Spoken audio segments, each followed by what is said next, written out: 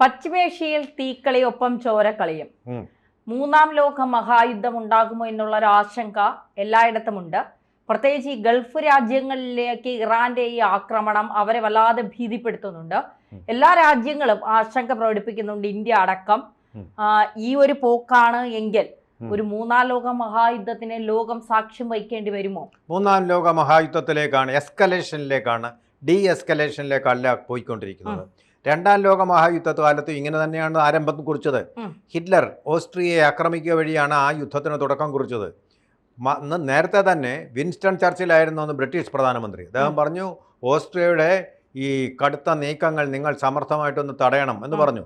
Winston Churchill മിണ്ടിയില്ല, അനങ്ങിയില്ല. അന്ന് അദ്ദേഹം ഒന്ന് പ്രതികരിച്ചെങ്കിൽ ആ യുദ്ധം, രണ്ടാം ലോക മഹായുദ്ധം ഉണ്ടാവുകയില്ലായിരുന്നു. മറിച്ച് ഇന്നിപ്പോൾ നമ്മൾ ഈ കാണുന്ന യുദ്ധത്തിന് രണ്ടാം ലോക മഹായുദ്ധം എന്ന് പേരിടേണ്ടി വന്നേനെ, ഒരു യുദ്ധം കുറഞ്ഞു കിട്ടിയേനെ. പക്ഷെ അങ്ങനെ ചെയ്തില്ല. ഇവിടെയും ഇതുപോലെ തന്നെയാണ്. അമേരിക്കയുടെ തണ്ടും ട്രംപും ആണ് യുദ്ധത്തിൻ്റെ പ്രകോപനം തുടങ്ങി വെച്ചിരിക്കുന്നത്. ഇറാനെ അങ്ങേർക്ക് സഹിക്കുന്നില്ല, കണ്ണിലെ കരടാണ്. ഇറാൻകാർ അദ്ദേഹത്തെ സ്തുതി പാടുന്നില്ല എന്നുള്ളതാണ് പ്രധാനപ്പെട്ട കാര്യം. അദ്ദേഹത്തിന് സ്തുതി പാടുന്ന രാജ്യങ്ങൾക്ക് മാത്രമേ അദ്ദേഹം അംഗീകാരം നൽകിയുള്ളൂ. വ്യക്തിപരമായ ഇഷ്ടാനിഷ്ടങ്ങൾ നോക്കി രാഷ്ട്രങ്ങളെ തകിടം മറിക്കുന്ന ഒരു സ്വഭാവമുണ്ട് അദ്ദേഹത്തിന്. മഡൂറയെ ഇഷ്ടമല്ലായിരുന്നു, അതുകൊണ്ട് മഡൂറയെയും ഭാര്യയെയും പിടിച്ചു കെട്ടിക്കൊണ്ട് അമേരിക്ക കൊണ്ട് താമസിപ്പിച്ചിരിക്കുകയാണ്. അങ്ങനെയുള്ള ഒരു മനുഷ്യനാണ് അദ്ദേഹം. അപ്പോൾ ഖമനേയി ഒരിക്കലും ഇദ്ദേഹത്തിന് നൊബേൽ സമ്മാനം അർഹിക്കുന്ന ആളാണെന്നോ അല്ലെങ്കിൽ ഇദ്ദേഹം യുദ്ധം നടത്തുന്ന ആളാണോ സമാധാനത്തിൻ്റെ സർവ്വ സൈന്യാധിപനാണെന്നോ ഒരിക്കലും പറഞ്ഞിട്ടില്ല, പറയുകയുമില്ല. അതറിയാവുന്നതുകൊണ്ട് ഇവൻ ഇത്രയ്ക്കായോ, എന്നാൽ പിന്നെ ഇവനെ ഞാൻ തീർത്ത് കളയാമെന്ന് പറഞ്ഞ് തുടങ്ങിയ ഒരു യുദ്ധമാണ് ലോകം മുഴുവൻ, ഇന്ത്യ ഉൾപ്പെടെ കെടുതികൾ അനുഭവിക്കാൻ ഇപ്പോൾ ഇടയാക്കിയിരിക്കുന്നതെന്ന് സംശയമില്ലാത്ത കാര്യമാണ്. യാതൊരു മാനദണ്ഡമില്ലാതെ, ഐക്യരാഷ്ട്രസഭയുടെ അംഗീകാരമില്ലാതെ, ഇയാളുടേതായിട്ടുള്ള സംശയങ്ങൾ തോന്നിക്കൊണ്ട് യുദ്ധത്തിനങ്ങ് ഒരുങ്ങി കച്ചകെട്ടി ഇസ്രായേലും ഞാനും കൂടെ കൂടിയാൽ ലോകം മുഴുവൻ കീഴടക്കണം എന്നുള്ള മട്ടിൽ ഒരു യുദ്ധത്തിലേക്ക് പോയിരിക്കാൻ ആവശ്യമായിട്ടുള്ള അനവസരത്തിലുള്ള ലോകത്തെ നശിപ്പിക്കാൻ വേണ്ടിയിട്ടുള്ള ഒരു യുദ്ധമാണ് ഇത് നടക്കാൻ പോകുന്നത്. ഇപ്പോൾ ഇതിനകത്ത് രണ്ട് പക്ഷങ്ങളും പറഞ്ഞിട്ടുള്ള വാക്കുകളുടെ ആ ഒരു തീവ്രത തന്നെ മതി ഇതിൻ്റെ യുദ്ധം എങ്ങനെ പരിണമിക്കുമെന്നറിയാൻ. ഇവിടെ ഇപ്പോൾ പറഞ്ഞിരിക്കുന്നത്, ഇറാൻ പറഞ്ഞിരിക്കുന്നത്, ഞങ്ങൾ ഈ യുദ്ധം തുടരുമെന്ന് തന്നെയാണ്. ഒരു ചർച്ചയില്ല, ചർച്ചയ്ക്ക് അവർ സമ്മതിച്ചതാണ്. ആ സാഹചര്യം ഉപയോഗപ്പെടുത്താതെ ജനീവയിൽ അടുത്ത റൗണ്ട് ചർച്ചകൾക്ക് പോകാതെ, ഇത് പലവട്ടം ചർച്ചകൾ കൊണ്ടേ തീരൂ. ഇന്ത്യയുടെ സ്വാതന്ത്ര്യം തന്നെ നമുക്ക് കിട്ടി, എത്ര വട്ടമേശ സമ്മേളനങ്ങൾ നടന്നു, എത്ര ചർച്ചകൾ നടന്നു. അങ്ങനെ പറ്റൂ. അങ്ങനെ ഒരു വളരെ സങ്കീർണമായിട്ടുള്ള പ്രശ്നമാണ്. അപ്പോൾ അതുകൊണ്ട് ഈ ചർച്ചകളിലൂടെ ചർച്ചകൾ, വീണ്ടും വീണ്ടും ചർച്ചകൾ അങ്ങനെ മുന്നോട്ട് പോകുന്നതിന് പകരം ചർച്ച നടക്കുന്നതിനെതിരെ ചർച്ചയ്ക്കാണെന്നും പറഞ്ഞ് വിളിച്ച് ജനീവയിൽ കൊണ്ടുപോയിട്ട് രാജ്യത്തിനെതിരെ ആക്രമണം നടക്കുന്ന ഭീരുത്വ പ്രവർത്തനമാണ് അമേരിക്ക കാണിച്ചത്. ആ അമേരിക്ക കാണിച്ചതിന് മറുപടിയായിട്ട് ഇറാൻ പറയുന്നത്, we will continue the war until the enemy is decisively defeated. ഇത് പറയുന്നത് ഇറാൻ്റെ റെവല്യൂഷണറി ഗാർഡ്സാണ്. തീരുമാനിച്ച് തന്നെയാണ്, മരിക്കാൻ തയ്യാറാണ്, പോരാട്ട വീര്യമുള്ളവരാണ്. അമേരിക്കക്കാരെ പോലെ പേടിച്ച് പടയാളികൾ അയ്യോ ഞങ്ങളുടെ ജീവൻ പോകുമെന്ന് പറഞ്ഞ് പേടിച്ച് ഓടുന്ന ചരിത്രമില്ല. അഫ്ഗാനിസ്ഥാനിൽ നിന്നും വിയറ്റ്നാമിൽ നിന്നും പേടിച്ചോടിയ ചരിത്രമില്ല. അങ്ങനെ കീഴടങ്ങുന്നവരല്ല അവർ.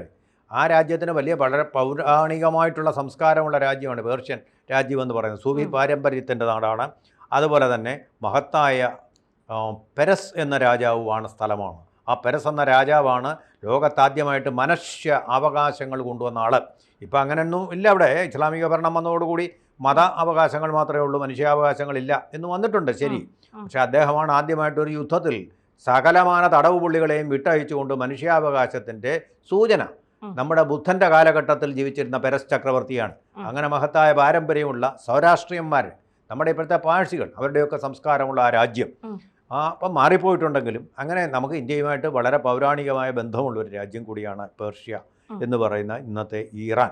ആ രാജ്യത്തിൻ്റെ റവല്യൂഷണറി ഗാർഡ്സ് എന്ന് പറഞ്ഞാൽ പോരാട്ട വീര്യമുള്ളതാണ്. പിന്നെ മറ്റൊരു കാര്യം തന്നെ, ഇപ്പോൾ ഈ അമേരിക്കയും ട്രംപും കൂടി ചേർന്നിട്ട് ലോകത്തെ ഇപ്പോൾ ഗോത്രയുദ്ധ കാലത്തേക്ക്, നമ്മുടെ ഇരുണ്ട യുഗങ്ങളിലേക്ക് നയിച്ചിരിക്കുകയാണ്. വ്യക്തിപരമായ ഇഷ്ടാനിഷ്ടങ്ങൾ നോക്കി യുദ്ധം ചെയ്യുന്ന ഒരു പാരമ്പര്യം, രാഷ്ട്രീയമോ ജിയോ പൊളിറ്റിക്കലോ ആയിട്ടുള്ള കാര്യമല്ലാതെ താൻ പോരിമ താരും പോരിമ, താൻ വലിയ ആളെന്നുള്ള മട്ടിലാണ്. ഞാനൊരു കാര്യം ചോദിക്കട്ടെ. ഈ പാകിസ്ഥാൻ നേരത്തെ തന്നെ ബോംബ് കൈവച്ചു, വളരെ അപകടകരമായിട്ടൊരു ബോംബാണ്. ഇപ്പോൾ ആരായി നാളെ തീവ്രവാദികളും ലഷ്കർ ഇ തൊയ്ബയുമാണോ അത് നിയന്ത്രിക്കാൻ പോകുന്നത്, അതോ അൽ ഖ്വയ്ദയാണോ, അതോ പാക് താലിബാനാണോ, ഒരു പിടിയില്ല നമുക്ക്. എന്താണ് ആ രാജ്യത്തിനെതിരെ ഇങ്ങനൊരു ഒഫൻസീവ് വരുത്താത്തത്? അത് പോയിട്ട് മറ്റൊന്ന്, സൗത്ത് കൊറിയയ്ക്ക് വലിയ ഭീഷണിയുള്ള ഒന്നാണ് നോർത്ത് കൊറിയ. അവരെത്ര ബോംബുകളാണ് വെച്ചിരിക്കുന്നതെന്ന് അറിയത്തില്ല. പക്ഷേ അമേരിക്കയിലേക്ക് വരെ നീളുന്ന മിസൈലുകൾ അവർക്കുണ്ട്. അതുകൊണ്ട് നോർത്ത് കൊറിയയെ തൊടാൻ പേടിയാണ് അമേരിക്കയ്ക്ക് ഇന്നും. നോർത്ത് കൊറിയൻ പ്രസിഡന്റ്, അവൻ്റെ പരമാധികാരി ചൈനയുടെ ഷീ ജിൻപിങ്ങിനെ പോലെ പലതവണ വെള്ളുവെച്ചു അമേരിക്കയെ. ചുണയുണ്ടെങ്കിൽ യുദ്ധം ചെയ്യും, അമേരിക്കയെ ഞങ്ങൾ വിരിച്ചു ചെയ്യുമെന്ന് പേടിച്ചോടുകയായിരുന്നല്ലേ ഇയാൾ. എന്താ ചുണയില്ലാത്തത്? കാരണം അവരുടെ മിസൈലുകൾ അമേരിക്ക വരെയും എത്തും എന്നുള്ളതാണ് അതിൻ്റെ കാരണം. അതുപോലെ ഇഷ്ടം പോലെ ഉണ്ടാക്കി വെച്ചിട്ടുണ്ട്. അടുത്തതായിട്ട് തൻ്റെ മകളായിട്ടുള്ള വെറും 13-14 വയസ്സുള്ള ഒരു പെൺകുട്ടിയെ വളർത്തിക്കൊണ്ട് വരികയാണ്. അടുത്ത രാഷ്ട്രപതിയും സൈനിക മേധാവിയാക്കാൻ വേണ്ടി ഒരു കൊച്ചു പെൺകുട്ടിയെ വളർത്തിക്കൊണ്ട് വരികയാണ് അദ്ദേഹം. മനസ്സിലായില്ലേ? ഇവിടെ ഇങ്ങനെയൊക്കെ നടക്കുന്ന വിരുദ്ധമായിട്ടുള്ള ഭരണകൂടത്തെ തകർക്കാൻ എന്താ കഴിയാത്തത്? പാകിസ്ഥാനെ പോലുള്ള തീവ്രവാദം ഇറക്കുമതി ചെയ്യുന്ന തെമ്മാടി രാഷ്ട്രങ്ങളെ നിലയ്ക്കെത്താൻ കഴിയാതെ ഇറാന് നേരെ ഈ പ്രയോഗിച്ചത് അത് വല്ലാത്തൊരു ഭീരുത്വമായി പോയി തന്നെ. ഇപ്പോൾ എന്താ സംഭവിച്ചുകൊണ്ടിരിക്കുന്നത്?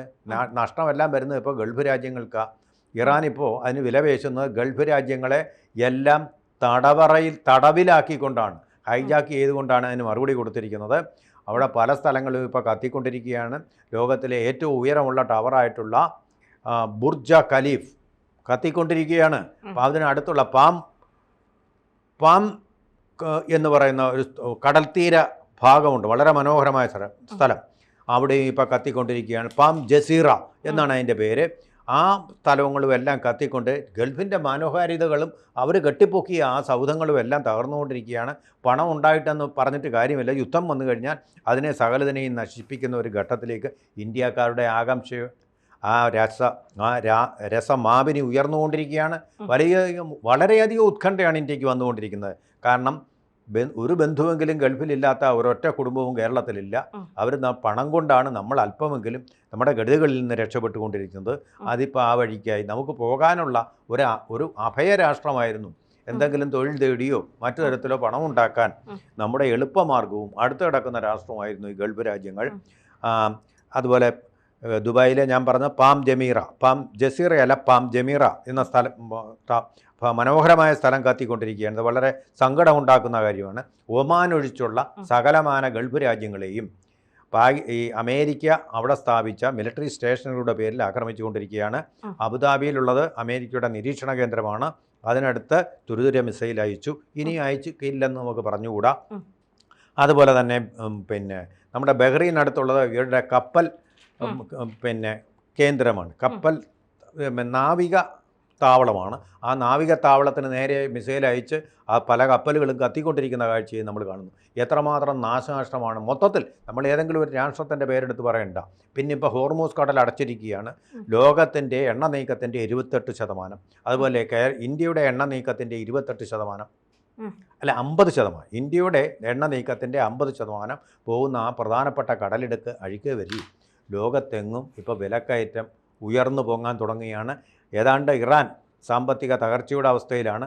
അത്തരം ഒരു തകർച്ചയിലേക്ക് ലോകരാജ്യങ്ങളെയും സമ്പന്നമായ ഗൾഫ് രാജ്യങ്ങളെയും വലിച്ചിഴയ്ക്കുന്ന ഒന്നാണ് ട്രംപും അതുപോലെ തന്നെ ബെഞ്ചമിൻ നെതന്യാഹുവും കൂടി തുടക്കമിട്ട. ആരാ തുടങ്ങി വെച്ചു? അവർ തന്നെയാണല്ലോ തുടങ്ങി വെച്ച ഈ യുദ്ധത്തിൻ്റെ പരന്തഫലം ഇത് ഉടനെങ്ങും അവസാനിക്കുകയില്ല എന്നുള്ളതാണ് നെതന്യാഹുവും പറയുന്നത്. കാരണം കുറേ കാലത്തേക്ക് നീണ്ടു നിൽക്കുന്ന ഒരു മാറ്റമാണ് ഞങ്ങൾ ആഗ്രഹിക്കുന്നതെന്നാണ് നെതന്യാഹു ഇടയിൽ പറയുന്നത്. അപ്പോൾ ഇതൊരു ലോകമഹായുദ്ധത്തിൻ്റെ വ്യാപനം. ഇപ്പം അതോടുകൂടി തന്നെയല്ല, ചൈന ഇടപെട്ടു, യുദ്ധം ഇപ്പോൾ നിർത്തണമെന്ന് പറഞ്ഞു. റഷ്യ പറഞ്ഞു അമേരിക്കയുടെ ഇൻറ്റൻഷൻ എന്താണെന്ന് ഇപ്പോൾ വ്യക്തമായി. ഒരു രാജ്യത്തെ നശിപ്പിക്കുക എന്നുള്ളതാണ് അവരുടെ ലക്ഷ്യം. ഇതൊക്കെ ഈ ഡിപ്ലോമസിയുടെ അപ്പുറത്തേക്ക് പോകുന്ന വാക്കുകളാണ്. റഷ്യയും ചൈനയും ഒരു പക്ഷേ ഇടപെട്ട് കഴിഞ്ഞാൽ ഇതൊരു തീവ്ര യുദ്ധമായി മാറിക്കഴിഞ്ഞു. ഇപ്പോൾ തന്നെ ഐക്യരാഷ്ട്രസഭ യുദ്ധം നിർത്തണമെന്ന് ആവശ്യപ്പെട്ടിട്ടുണ്ട്. പക്ഷേ അമേരിക്ക അത് ചെവിക്കൊള്ളുന്നില്ല എന്നുള്ളതാണ്. അപ്പോൾ അമേരിക്ക അതുക്കും മേലെയാണെന്ന ഭാവത്തിലാണ് ട്രംപ് നടക്കുന്നത്. അതുകൊണ്ട് ഐക്യരാഷ്ട്രസഭ പറഞ്ഞാൽ ഇസ്രായേലും പണ്ട് കേട്ടിരുന്നില്ല. അത് തീർച്ചയായിട്ടും ഐക്യരാഷ്ട്രസഭയ്ക്കും അപ്പുറത്തേക്ക് പോവുകയാണ്. വാർ എസ്കലേറ്റ് ചെയ്തുകൊണ്ടിരിക്കുകയാണ്. ലോകമഹായുദ്ധത്തിലേക്ക് പോയിക്കൊണ്ടിരിക്കുകയാണ്. ഇപ്പോൾ ഇക്കാര്യത്തിൽ നമ്മുടെ പ്രധാനമന്ത്രി ലോകത്തെ ഏറ്റവും ആരാധ്യനായ പ്രധാനമന്ത്രിയാണ്. ഏറ്റവും കൂടുതൽ ഇൻസ്റ്റാഗ്രാമിൽ ലൈക്കുകളുള്ള നമ്മുടെ പ്രധാനമന്ത്രി തന്നെ നേരിട്ട് ഇടപെട്ടുകൊണ്ട് ഈ യുദ്ധത്തിനൊരു അവസാനം വരുത്തുക എന്നുള്ള നൊബേൽ സമ്മാനമൊന്നും ആഗ്രഹിച്ചൊന്നുമല്ല ട്രംപിനെ പോലെ, അതിനോടുള്ള ആർത്തി കൊണ്ടൊന്നുമല്ല.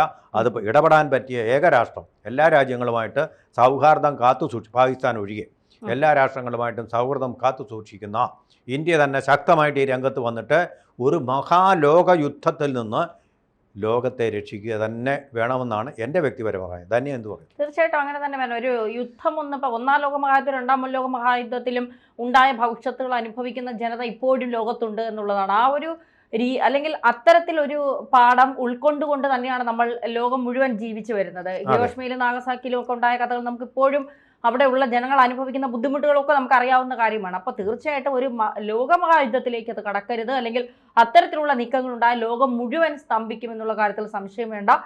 യുദ്ധങ്ങൾ ഒരിക്കലും ഒന്നിനും ഒരു പരിഹാരമല്ല. പക്ഷേ ചില കാര്യങ്ങൾ യുദ്ധത്തിലൂടെ നേരെയാക്കാൻ പറ്റുമെങ്കിൽ അതങ്ങനെ ശരിയായി നടക്കൂ. എങ്കിൽ പോലും ഒരുപാട് നിരപരാധികൾ മരണപ്പെടുന്നുണ്ട് എന്നുള്ളത് കൂടി ഈ യുദ്ധം ചെയ്യുന്ന രാജ്യങ്ങൾ, അത് സ്വാർത്ഥ താല്പര്യത്തിന് വേണ്ടിയാണെങ്കിലും നിലനിൽപ്പിന് വേണ്ടിയാണെങ്കിലും ഇനി എന്തൊക്കെ കാര്യങ്ങൾക്ക് വേണ്ടിയാലും അത് ഓർത്താൽ നല്ലതാണ്. ഗോത്രകാലത്തിൻ്റെ പഴയ ഇരുട്ടിലേക്ക് നമ്മുടെ രാജ്യത്തെ ലോകത്തിലെ ഏറ്റവും പരിഷ്കൃതമെന്ന് അവകാശപ്പെടുന്ന അമേരിക്ക നയിക്കാൻ പാടില്ല.